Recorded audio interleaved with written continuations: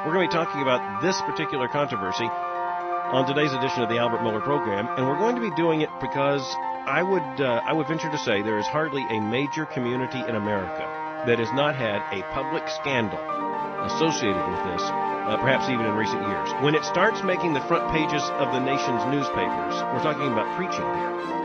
Something is going on that demands Christian attention.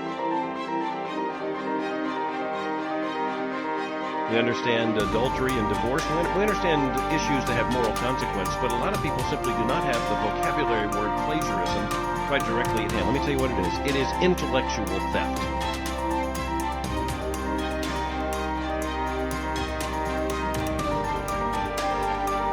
It's the theft of someone else's ideas presented as your own, or someone else's words, or someone else's material. Caligula was unfit to keep a pet, let alone run an empire. He wasn't worthy of having a pet, much less being an emperor. He has his mom and brother killed. He killed his mother and brother. He openly committed incest.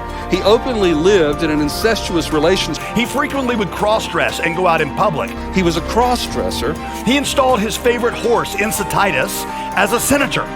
He literally made his horse a Roman senator. I mean, how do you even vote when you're a horse in the Senate? All in favor say aye. All opposed?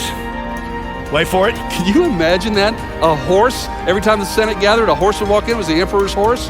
When they voted, he would say, nay, nay, nay, nay, nay, nay.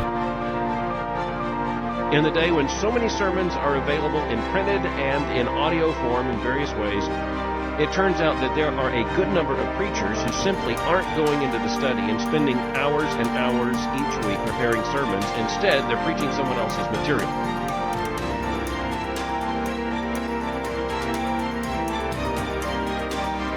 Preacher in Cincinnati, confronted by this, ministry basically over because of this.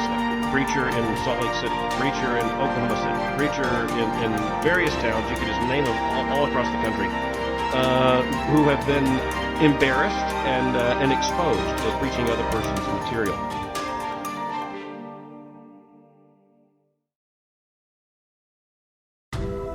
I read one pastor's defense of it. He called it mentoring rather than plagiarism. And so that is a shift. Before, if someone was caught doing it and exposed, they felt the need to apologize. Now, there are many that don't. Yeah, I just find that absolutely shocking. I can't imagine doing that. I can't imagine, words are our business. And I can't imagine preaching someone else's words or copying someone else's words and claiming them as my own.